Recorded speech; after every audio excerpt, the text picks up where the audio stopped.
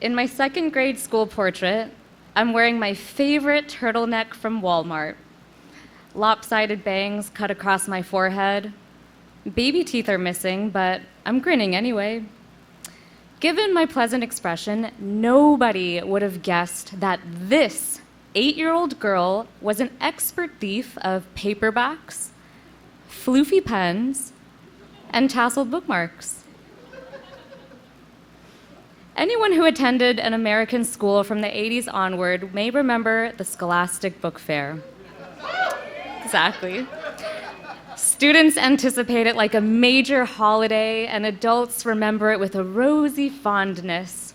This week-long literary bonanza helps children discover the joys of reading by way of another beloved American pastime, shopping. As a recent immigrant and mid-year transfer student at Beacon Hill Elementary, I knew none of this. All I knew was that my fobbish hand-me-downs and afternoon ESL classes couldn't have made me more conspicuous. I just wanted to fit in, and fast. The book fair took place inside our school library. Gleaming metal bookshelves filled with Scholastic's new releases lined the library's interior. In the center stood tables of stuff tangentially related to reading, fragrant erasers that resembled tiny fruit, novelty keychains, safari-themed notebooks. In class, 1 week before the fair, Mrs. Keith passed out pre-order catalogs. An anticipatory buzz swept across the room. Kids oohed and ahed over the latest titles and chattered about what they planned to order. I didn't really know what to expect, but I let myself feel giddy too. At home, I pored over each saturated page, inhaling its pulpy scent. I meticulously read the blurbs of every item and circled my selections. On the back, I totaled my order. $22.07, practically a fortune. I considered asking my parents for money, even though which crispy paperback I wanted, never mind a hardcover, definitely did not figure into the household budget. Their priorities were adding milk to stretch our canned chowder or snatching up more overtime shifts. Showing them the catalog was a mistake. I promptly got an earful about how my lust for shiny merchandise would plunge us into financial ruin. How dare I even think about buying a bookmark when any of the crumpled receipts on our kitchen counter would do? When I had a whole library at school. Surely, they hissed, they were not raising their daughter to be this frivolous. While thumbing through, the catalog did give me a sense of participating in something collective and joyful. For me, it was all pretend. Each tally was a taunting reminder of what I couldn't have. And because my parents framed their stinginess, something I had no control over, as a barbed personal attack, I decided to take schoolyard matters into my own hands, and it'd be none of their business.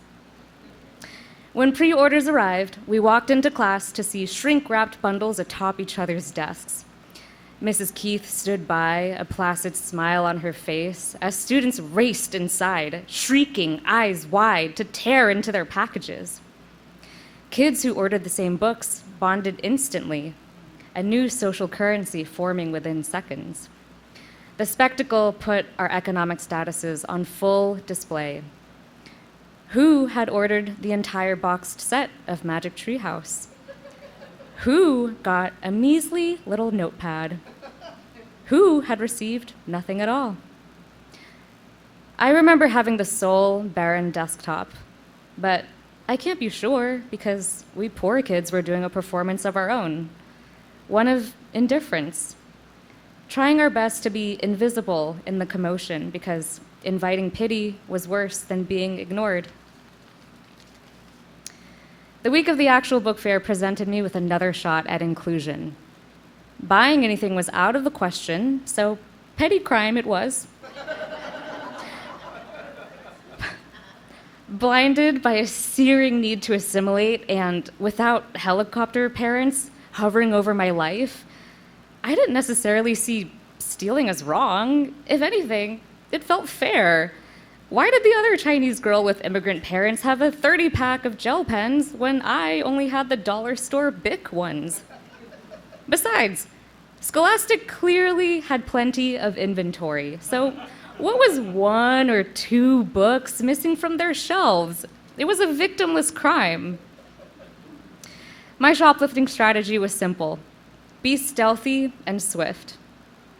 Based on my recess eavesdropping, Ella Enchanted was the book to read. Entering the library, I spotted the cover, with its graceful portrait of the titular Ella smirking back at me, practically daring me to lift the book. I scooped it up, not too eagerly, but more nonchalant, as if I were just putting toys away. Circling the shelves, I picked up a few decoy books as I kept my eyes trained on the 2 librarians by the register. I knelt down, pretending to browse the lower shelves. Out of view, I slid the book down my waistband, crimping my right arm over my side to hold it in place. I left my pile of decoy books on a nearby table. That way, if a librarian asked where I put the books, I could just point to them on my way out. And just as quietly as I had entered, I slipped out of the library as my heart thudded in my ribcage. As the week went on, I returned for more. I got familiar with the lay of the land, which corners shielded me from view, when the lunchtime foot traffic dwindled, which librarians seemed the most distracted. When the coast was clear, I slid pens up my shirt sleeve, bookmarks into back pockets. Nobody ever suspected a thing. I don't know where I picked up these techniques, but thievery came quite naturally to me. When you grow up with so little, a barren refrigerator, threadbare pillowcases, it feels almost obscene to be surrounded by such flashy excess. How could I not at least trace my sticky fingers all over those glossy surfaces? It certainly helped that I was the shy transfer girl who was, and still is, small for her age. I flew under all the teachers' radars. They had their hands full with the campus bully who threw pencils at everyone, or that smelly kid who bit everyone. Before my parents came home, I arranged my spoils on my bed to admire.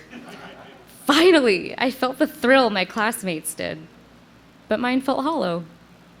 No one to witness it except a slumping teddy bear. Alone in my room, the books and the pens lost their sheen. The glee faded fast. At recess, I was surprised to find myself still holding back from joining the spirited chatter about Ella Enchanted, only imagining my responses. Deep down, I knew my copy had been ill-gotten, so any claim I had to the conversation would also be illegitimate. I became paranoid that my stink of social desperation would out me as the class thief. My book was tainted, so I was tainted. Unlike everybody else, I hadn't purchased it, gotten it the right way. I had snuck through the back door of the club while others just walked past the velvet rope. Bold as I was, I could rationalize stealing, but what I couldn't outrun was shame. The hysteria of the Scholastic Book Fair died down. All that frenetic energy was channeled into the spring recital and which songs the second grade class would sing. It turned out having the fancy status book did not magically make me a fancy status person, especially not when fleeting cultural moments come and go and I had no other leg to stand on.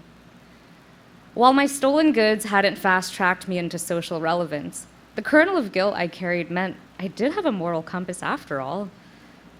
Although I wish I could say that realization set me straight, but the truth was, it took years for the desire to assimilate to wear off. I even got busted shoplifting twice as an angsty teen before I even began to grasp what self-acceptance meant.